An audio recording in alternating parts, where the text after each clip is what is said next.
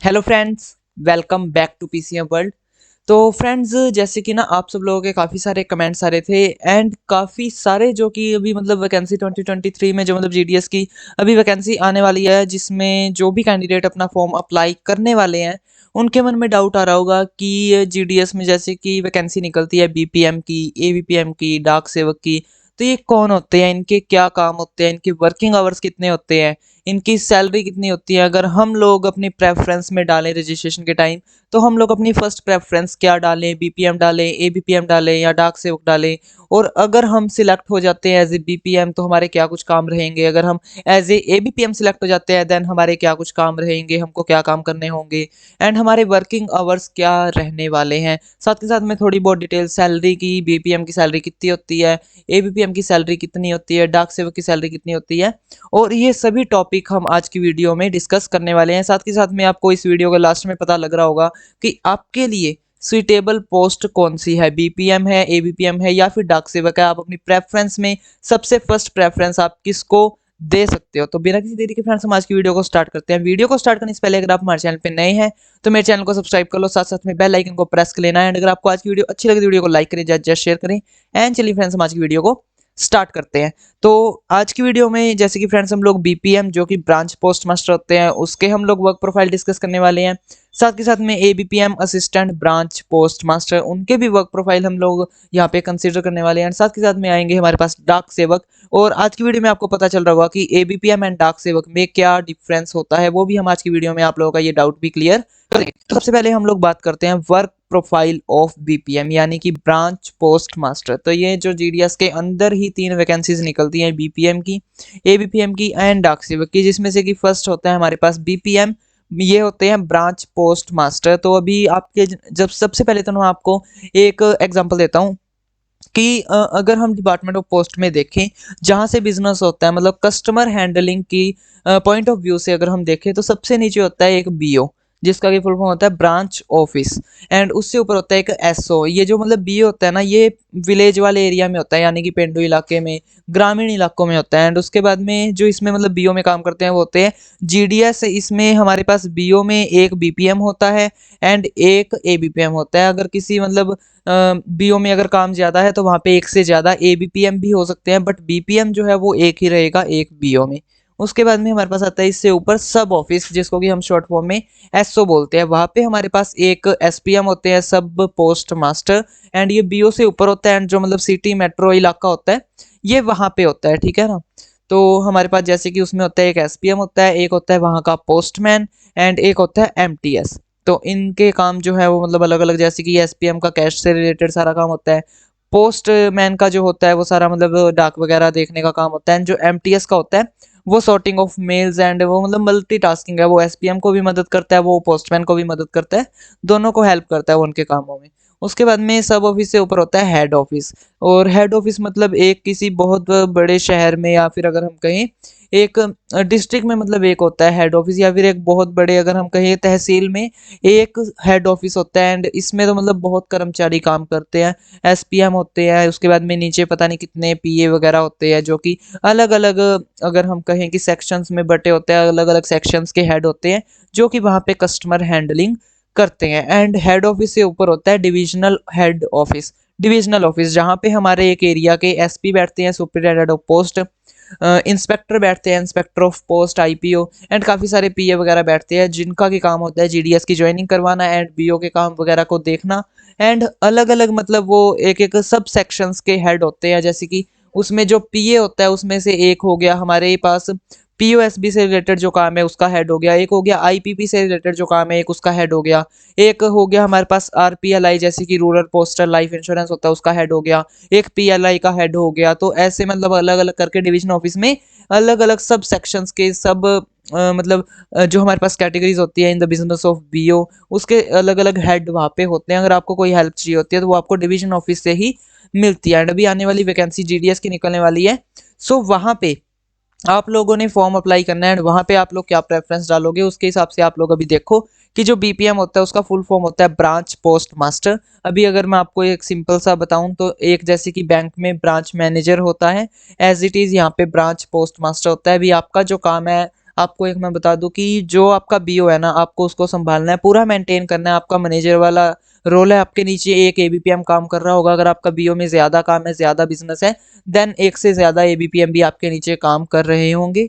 And आपको सारा जो रिकॉर्ड है, सारा कुछ जो बीओ से रिलेटेड काम है, उसका आपको सारा रिकॉर्ड रखना पड़ता है। अगर कल को कोई भी मतलब अगर हम कहें कि अगर थोड़ी बहुत सी भी मिस्टेक होती है, अगर कोई भी डिक्रीपेंसी पाई जाती है, then branch post master will be responsible for that.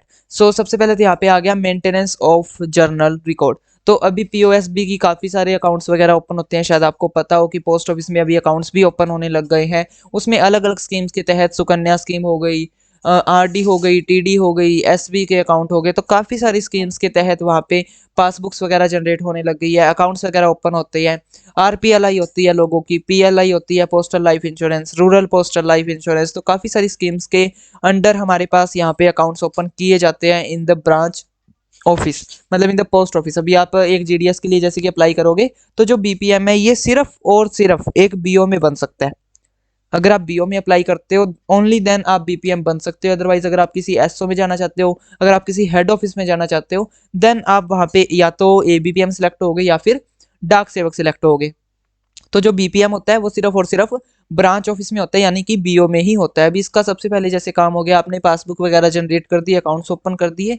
उसके बाद में जो आपके पास जैसे कि कोई अगर आ गया कस्टमर आपके पास एंड पैसे जमा करवाने आ गया, कैश डिपॉजिट करवाने आ गया, तो वहाँ पे आपके पास अलग अलग जर्नल्स लगाए होते हैं कि ये आरडी का जर्नल है, ये टीडी का जर्नल है, ये एसबी का जर्नल है, ये सुकन्या स्कीम का जर्नल है। तो आपको वो सारा जर्नल है वो रिकॉर्ड करना होता है, उसको अच्छे तरीके से मेंटेन करना होता है, अप टू डेट रखना होता है कि अगर आपके पास आज कोई पैसे जमा करवाने आ गया, देन आपको जर्नल में रिकॉर्ड वो करना पड़ेगा। अगर आपके पास कोई कैश विड्रॉ करवाने आता है, देन आपको अपना जो मतलब वो जर्नल में रिकॉर्ड अपडेट करना पड़ेगा। तो मतलब सारा जो रिकॉर्ड है आपको हाथ से काम करना पड़ता है एक ब्रांच ऑफिस में। अगर हम बात करें कि जैसे बैंक में हम किसी कैशियर के पास कैश डिपॉजिट करवाने जाते हैं, तो उसने लैपटॉप में या फिर कंप्यूटर में मतलब कर दिया एंड सर्वर में चढ़ गया, बट हम लोगों को यहाँ पे हाथ से करना पड़ता है। हम लोग जो पासबुक होती है उसमें एंट्री भी हाथ से करते हैं, एंड साथ के साथ में जो जर्नल का रिकॉर्ड है वो भी आप लोगों को हाथ से मेंटेन करना होता है। उसके बाद में मेंटेनेंस ऑफ बीओ समरी, तो बीओ समरी आपको एक वहाँ पे मिल जाएगी जिसमें कि आप पूरे एक दिन का बीओ का काम संभालोगे, और उसमें अलग अलग सेक्शंस बने होते हैं कि आज कितना काम हुआ है बीओ में। आपका जो लास्ट डे का बैलेंस होता है वो आप वहाँ पे ले लोगे। उसके बाद में आज एसबी अकाउंट में कितने जमा हुए हैं पैसे वो आप लिख दोगे, आरडी में कितने, टीडी में कितने, सुकन्या में कितने, आरपीएलआई आपने कितनी जमा की है, पीएलआई कितनी जमा की है, और अगर आपने कोई स्पीड पोस्ट या फिर रजिस्टर पोस्ट अगर आपने बुक की है, देन आपने उसके कितने कैश लिया है, वो सब आपको एक मेंटेन करके रिकॉर्ड एक मेंटेन करके रखना होता है। एंड उन सब का जोड़ लगा के सम करके भी आपको ये सारी एक बीओ समरी आपको वहाँ पे मिल जाती है, उसमें सारा अप टू डेट ये रिकॉर्ड रखना होता है।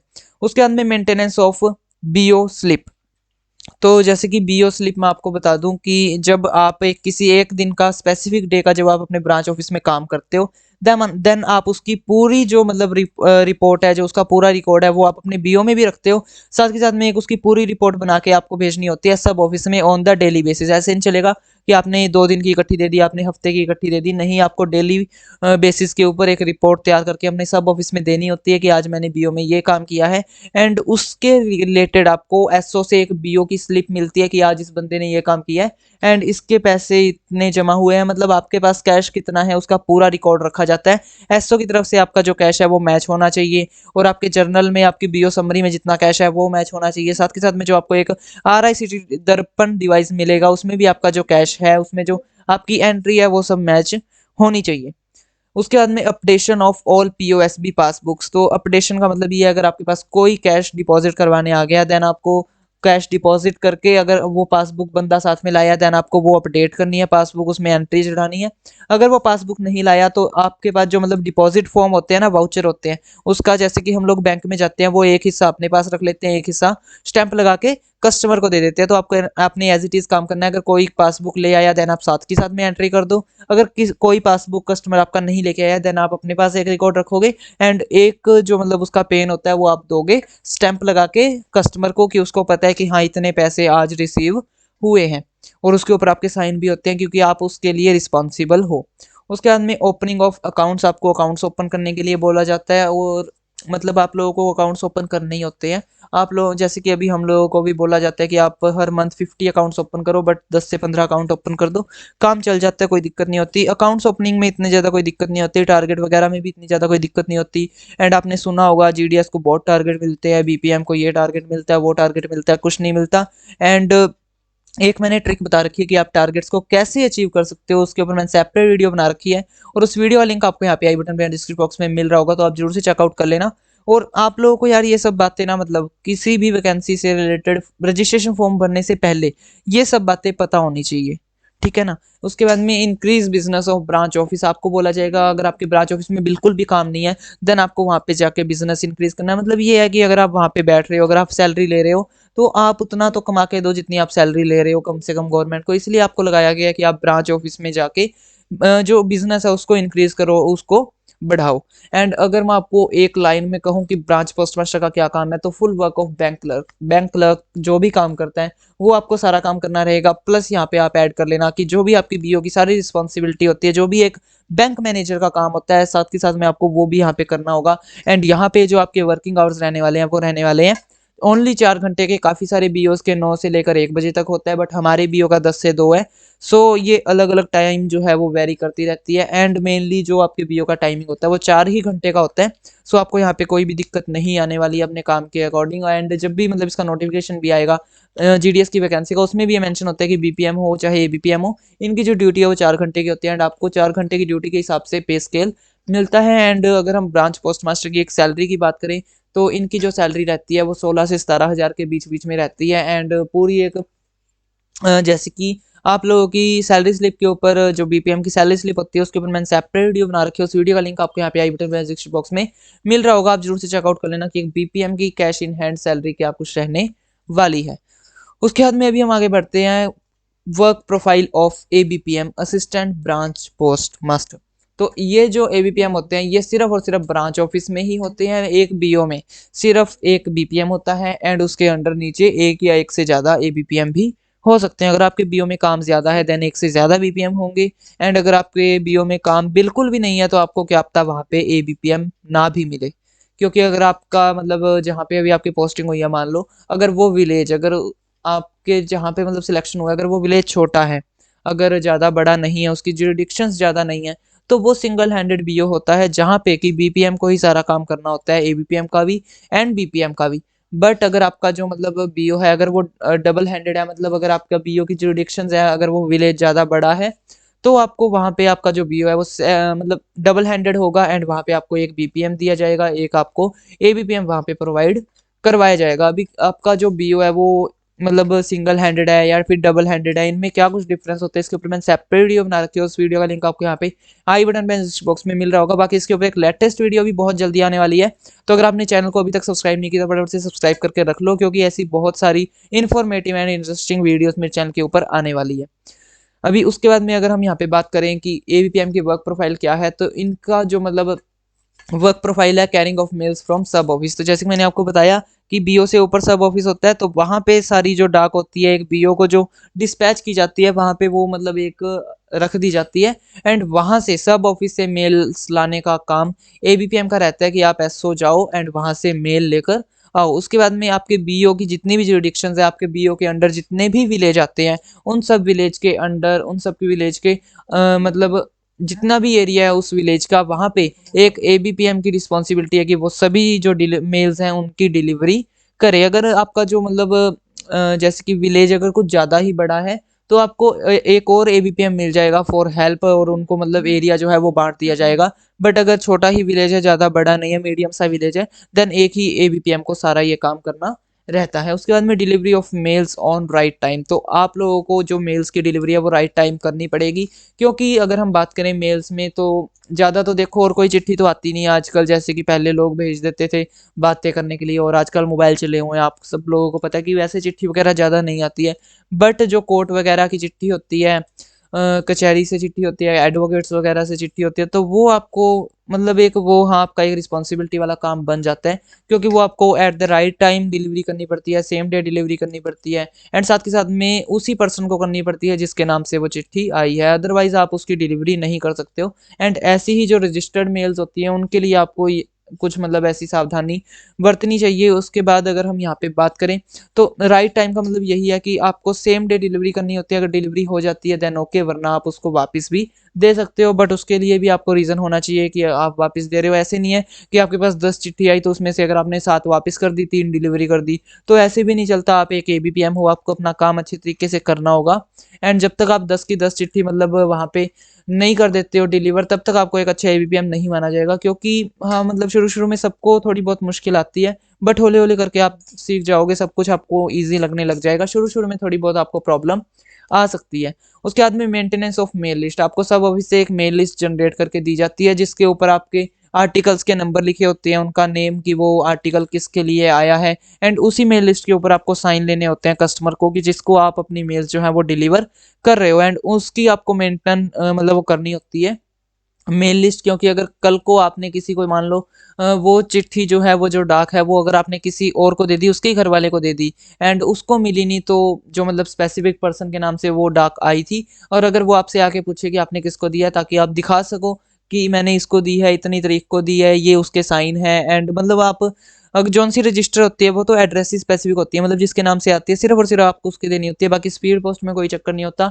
वो आप घर के किसी भी मेंबर को दे सकते हो। सो इन सब बातों का आपको ध्यान रखना होता है, एंड जब आपकी ट्रेनिंग होगी तब भी आपको ये सब बातें बताई जाएंगी। अदरवाइज आपके वर्क प्रोफाइल में ये एक बहुत इंपॉर्टेंट है कि आपको सभी जो मेल्स वगैरह उनको अच्छी तरीके से डिलीवर करना होता है। उसके बाद में जो असिस्टेंट ब्रांच पोस्ट मास्टर होता है, आप इसके नाम से ही जान सकते हो कि ये एक ब्रांच पोस्ट मास्टर का यानी कि बीपीएम का असिस्टेंट होता है। तो इनका एक और काम रहता है यहाँ पे, to assist BPM in BO work. तो बीओ के वर्क में, ब्रांच ऑफिस के वर्क में बीपीएम को असिस्ट करना। सिर्फ और सिर्फ एबीपीएम का ये काम नहीं होता कि वो चिट्ठी ले आया एसओ से बांट दी और उसके बाद में उसकी छुट्टी, नहीं, बीपीएम को भी असिस्ट करना, बीपीएम को बीओ के वर्क में हेल्प करना भी एबीपीएम की रिस्पॉन्सिबिलिटी होती है। एंड एबीपीएम की भी सेम वर्किंग आवर्स रहते हैं 10 से 2 बजे तक, मतलब 4 घंटे के आप लोगों के भी वर्किंग आवर्स रहने वाले हैं। ऐसे नहीं है कि आपने चिट्ठी बांट दी एंड अभी आप फ्री हो। मतलब काफ़ी सारे बीओज़ में ऐसे भी होते हैं कि आपने चिट्ठी बाँट दी एंड अभी आप फ्री हो, बट अगर आपके बीपीएम बोल रहे हैं आपको कुछ हेल्प के लिए, देन आपको वो हेल्प करनी पड़ेगी। एंड मतलब काफ़ी तो बीओ में ऐसे ही होता है कि आपने चिट्ठी बाँट दी एंड अभी आप फ्री हो, बट काफ़ी में नहीं भी होता। सो आपको उस हिसाब से अपनी जो मतलब कंफर्टेबल है वो आपको अपने मतलब करना पड़ेगा ऐसे। उसके बाद में अगर हम यहाँ पे आगे बढ़े तो हमारे पास आती है एक और पोस्ट, डाक सेवक। एंड अभी काफ़ी सारे लोगों का यही क्वेश्चन होता है कि भैया एबीपीएम और डाक सेवक में क्या अंतर होता है, क्या डिफरेंस होता है। तो वही मैं आपको भी बता दूं कि जैसे कि एबीपीएम सिर्फ और सिर्फ बीओ में होते हैं, सिर्फ और सिर्फ ब्रांच ऑफिस में होते हैं, वैसे ही जो डाक सेवक होते हैं ये सिर्फ और सिर्फ सब ऑफिस में होते हैं या फिर हेड ऑफिस में होते हैं। अगर आप एज ए एबीपीएम ज्वाइन होते हो इन बीओ, देन आपको एबीपीएम बोला जाएगा, बट आप एज ए एबीपीएम ज्वाइन होते हो इन एसओ या फिर एचओ, मतलब सब ऑफिस में या फिर हेड ऑफिस में, देन आपको डाक सेवक बोला जाएगा। सैलरी में कोई भी डिफरेंस नहीं होता है। एंड सैलरी के लिए मैं आपको बता दूं कि जो एक एबीपीएम है उसकी मेनली अगर मैं आपको सैलरी की बताऊं, देन उनकी जो सैलरी रहने वाली है वो इनकी होती है 13 से 14 हज़ार रुपए तक। इनकी एक मतलब एवरेज सैलरी आप कह सकते हो कि एबीपीएम की एवरेज सैलरी 13 से 14 हज़ार हो सकती है, क्योंकि इनका बेसिक पे 10 हज़ार होता है एज कम्पेयर टू बीपीएम का जो बेसिक पे है वो 12,000 होता है। बाकी डीए वगैरह सेम ही लगता है। उसके बाद में जो डाक सेवक है उसका काम है सॉर्टिंग ऑफ मेल्स इन सब ऑफिस। तो आप एसओ में जैसे कि काम कर रहे हो, तो हेड ऑफिस से जितनी भी आपके पास मेल्स आती है इन एसओ इन सब ऑफिस, उन सबको सॉर्ट करना कि ये किस एरिया की है, ये जो मेल है ये किस एरिया की है। एंड आपके सब ऑफिस से काफ़ी सारे बीओज भी अटैच होते हैं। सो अलग अलग बीओ की जो मतलब मेल्स होती है उनको भी सॉर्ट करना कि ये मेल जो है ये इस बीओ की है, ये मेल इस बीओ की है। एंड अगर आपके एसओ में भी वो मेल है, अगर आपके वो मेल एसओ की है, देन उसको भी सॉर्ट करना कि ये हमारे एसओ के इस एरिया के लिए है, ये इस एरिया की जो मतलब मेल है, सो उसको आपको सॉर्ट करना भी रहेगा। उसके बाद में delivery of males in given area. तो आप जैसे कि अभी डाक सेवक हो एंड अगर आप किसी सब ऑफिस में आ जाते हो, देन सब ऑफिस का पूरा एरिया नहीं है कि आपको पूरा ही एरिया दे दिया जाएगा, क्योंकि सब ऑफिस में मेनली पोस्टमैन काम करते हैं। एंड एक पोस्टमैन की रिस्पॉन्सिबिलिटी होती है कि सब ऑफिस के अंडर जितना भी एरिया है उस पूरे एरिया को कवर करना, वहाँ पे जो मेल्स वगैरह होती है उसको डिलीवर करना। बट आप डाक सेवक हो यानी कि आप एक जीडीएस हो एंड आपकी जो ड्यूटी है वो 4 घंटे की है। सो आपको सब ऑफिस के अंडर जितना एरिया आएगा वो सारा एरिया आपको नहीं देंगे, उसमें से कोई छोटा मोटा एरिया आपको दे देंगे कि आप यहाँ पे जाओ और यहाँ पे इस एरिया की जितनी भी डाक्स है वो आपको अब डिलीवर करनी रहेगी, ताकि आपका जो काम है वो भी 4 घंटे में हो जाए। बाकी जो सब ऑफिस होता है उसका एरिया काफ़ी बड़ा होता है। सो इसलिए मतलब अगर सब ऑफिस के अंदर कुछ ज़्यादा ही एरिया कवर हो जाए, सो इसलिए डाक सेवक की वहाँ पे ज्वाइनिंग करवाई जाती है ताकि वो पोस्टमैन की हेल्प कर सके एंड पोस्टमैन के ऊपर भी ज़्यादा प्रेशर ना रहे काम का, एंड उसमें से आपको एक छोटा एरिया दे दिया जाता है ताकि आप उनकी हेल्प कर सको। उसके बाद में आपके लिए भी यहाँ पे सेम इंस्ट्रक्शंस है कि delivery of males on right time, तो जैसे कि कोर्ट वगैरह की चिट्ठी आएगी, एडवोकेट की चिट्ठी आएगी, उनको राइट टाइम पे डिलीवर करना। रजिस्टर मेल्स जो होती हैं उनको एड्रेस ही स्पेसिफिक के पास, मतलब जो एड्रेस ही है उनको ही डिलीवर करना, स्पीड पोस्ट को on the right time deliver करना, अच्छी तरीके से रिमार्क डालना, जो डिलीवर वाली है उसको डिलीवर करना, जो आरटीएस है यानी कि रिटर्न टू सेंडर, अगर आप किसी को रिटर्न भेज रहे हो वो देन उसके क्या रिमार्क्स है वो भी आपको अच्छी तरीके से देखने होते हैं। उसके बाद में मेंटेनेंस ऑफ मेल लिस्ट, आपके एरिया के अंडर जितनी भी आपके पास डाक है, जितनी भी आप डाक वहाँ पे डिलीवर कर रहे हो उसकी आपको लिस्ट दी जाती है एंड वो भी आपको मेंटेन करके रखनी होती है ताकि अगर कल को कोई कस्टमर भी आपसे पूछे देन आप रिस्पॉन्सिबल हो उस चीज़ के लिए, एंड जब आपकी इंस्पेक्शन वगैरह होती है देन आप उसको दिखा सको। एंड जैसे कि एक एवीपीएम ब्रांच ऑफिस में बीपीएम को असिस्ट करता है, सेम एक डाक सेवक एसओ में या फिर हेड ऑफिस में एसपीएम को यानी कि सब पोस्ट मास्टर को असिस्ट करता है उसके काम में। अगर कंप्यूटर वगैरह आप लोगों को बोला जाता है कि कंप्यूटर में डाक वगैरह आप चढ़ाओ, देन आपको चढ़ानी पड़ेगी, एंड मतलब एसपीएम अगर आपको कोई काम बोले देन आपको वो करना पड़ेगा, क्योंकि आप एक किस्म के एसपीएम को हेल्प आपको करनी पड़ेगी। एंड अगर हम इनके वर्किंग आवर्स की बात करें तो इनके भी वर्किंग आवर्स मेनली 4 घंटे के ही रहते हैं, बट काफ़ी सारे आप अभी बोलोगे कि 9 से 5 बजे तक की एक एसओ की टाइमिंग रहती है, सो भी डाक सेवक को उतना टाइम रहना पड़ेगा। अगर आपको उतना टाइम वो रखते हैं देन आपको सैलरी भी ज़्यादा देंगे, बट अगर आपको 4 घंटे के लिए ही बोला जाता है रहने के लिए देन आपको सैलरी भी उस हिसाब से दी जाएगी। अगर आप 4 घंटे रहते हो देन आपको एक एबीपीएम वाली सैलरी यानी कि 13 से 14 हज़ार रुपए मिल रहे होंगे। अदरवाइज अगर आपको ज़्यादा टाइम लगवाया जाता है, जैसे कि अभी अगर मैं आरएमएस में बात करूँ, आरएमएस होता है रेलवे मेल सर्विसेज, तो अगर आप किसी आरएमएस में जाते हो या फिर आरएमएस में अगर आप एक डाक सेवक एज ए डाक सेवक सिलेक्ट होते हो देन वहाँ पे आपकी सैलरी भी ज़्यादा होती है, क्योंकि वहाँ पे वर्किंग आवर्स भी आपके ज़्यादा होते हैं एंड आपको एक पोस्टमैन वाली सैलरी भी वहाँ पे प्रोवाइड करवाई जाती है। यानी कि अगर आपके 8 घंटे के वहाँ पे वर्किंग आवर्स होते हैं तो आपको आराम से अपनी जो मतलब सैलरी है वो 26 से 27 हज़ार रुपए देखने को मिल सकती है। एंड अभी साथ के साथ में हम कर लें बीपीएम की इंस्पेक्शन की बात, तो जैसे कि एक बीओ में जब इंस्पेक्शन होती है तो एक बीओ में जो मतलब जब इंस्पेक्शन होती है ना तो एक बीपीएम रिस्पॉन्सिबल होता है, क्योंकि इंस्पेक्शन में उसके सभी जो जर्नल्स वगैरह वो देखे जाते हैं, बीओ समरी देखी जाती है, कैश संभाला जाता है, साथ के साथ में पासबुक में जो एंट्रीज होती हैं वो देखी जाती है, कितने अकाउंट्स उसने ओपन किए हैं वो भी देखी जाती है। एंड एक एबीपीएम का अगर मैं बोलूँ तो एबीपीएम की जो मेल लिस्ट है वो भी देखी जाती है कि उसने सारी जो डाक है वो टाइम से डिलीवर कर रखी है या नहीं। अगर आपने वहाँ पे मतलब जो डाक आपके पास आई है आपने उसका रिमार्क डिलीवर डलवा दिया बट अभी तक वो डिलीवर नहीं हुई है देन आपके ऊपर क्लेम आ सकता है। एंड ये सेम डाक सेवक के लिए भी रहेगा कि अगर आपने डिलीवरी डलवा दिया उस डाक की एंड अगर वो अभी तक आपने डिलीवर नहीं की है देन आपके ऊपर भी क्लेम आ सकता है कि वो आपने अपने पास क्यों रखी है, या तो आपको सेम डे डिलीवरी करनी होती है या फिर आप रिटर्न डाल सकते हो। एंड उसके बाद में अगर हम बात करें बीओ में इंस्पेक्शन की, तो एक जो मेल ओवरसीयर होते हैं वो हर एक 3 महीने में बीओ की इंस्पेक्शन करते हैं जिसमें सब कुछ चेक किया जाता है। उसके बाद में जो एक इंस्पेक्टर होते हैं आईपीओ इंस्पेक्टर ऑफ पोस्ट, वो 1 साल में बीओ की इंस्पेक्शन करते हैं, मतलब यानी कि हर साल में एक बार वो बीओ की इंस्पेक्शन करने आते हैं। एंड जो एसपी होते हैं वो 2 या 3 साल में एक बार आते हैं। तो एसपी होते हैं superintendent of post office and IP होते हैं inspector of post office. And अभी वैकेंसी 2023 भी आने वाली है, सो उसका भी जब मॉडल नोटिफिकेशन आ जाएगा तो उसके ऊपर भी वीडियो बहुत जल्दी आप लोगों को देखने को मिल जाएगी। तो फटाफट से यार चैनल को सब्सक्राइब कर लेना, साथ साथ में बेल आइकन को भी प्रेस कर लेना। एंड हम लोग आज की वीडियो को इतना ही रखते हैं। अगर आपको आज की वीडियो से रिलेटेड या फिर किसी भी टॉपिक से रिलेटेड अगर आपको कोई भी डाउट हो देन आप मुझे कमेंट सेक्शन में पूछ सकते हैं। एंड अगर आपने अभी तक मुझे इंस्टाग्राम पे फॉलो नहीं किया तो फटाफट से मुझे इंस्टाग्राम पे फॉलो कर लो, मेरी इंस्टाग्राम आईडी का लिंक आपको डिस्क्रिप्शन बॉक्स में मिल जाएगा। एंड अगर आपने अभी तक मेरे चैनल को ज्वाइन नहीं किया है तो फटाफट से आप चैनल को ज्वाइन भी कर सकते हो, आपको लिंक डिस्क्रिप्शन बॉक्स में मिल रहा होगा। तो मिलते हैं फ्रेंड्स हम लोग नेक्स्ट वीडियो में। Thanks for watching.